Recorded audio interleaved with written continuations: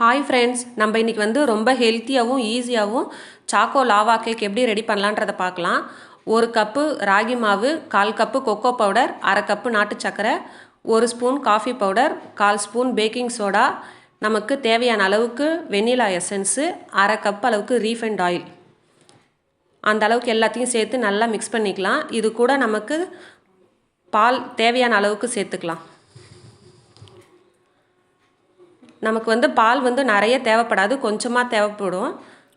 இந்த அளவுக்கு நமக்கு இருந்தால் போதும். ரொம்ப தண்ணியாகவும் இருக்கக்கூடாது, ரொம்ப திக்காகவும் இருக்கக்கூடாது.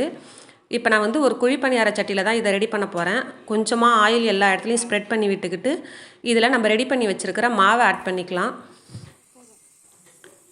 இப்போ நான் வந்து வீட்டிலே வந்து டார்க் சாக்லேட் ரெடி பண்ணோம். அந்த சாக்லேட்டை தான் இதில் வச்சு இப்போ ரெடி பண்ண போகிறோம். இது வந்து ராகி மாவில் செஞ்சுருக்கிறதோட்டு பசங்களுக்கு வந்து ஹெல்த்தியான ஃபுட்டு தான். ஈவினிங் டைமில் சட்டுன்னு செஞ்சு கொடுக்கலாம். இந்த மாதிரி எல்லாத்துலேயுமே வச்சு டபுள் சைடும் வச்சு சிம்லே வச்சு நம்ம டபுள் சைடும் வேக வச்சு எடுத்துக்கலாம்.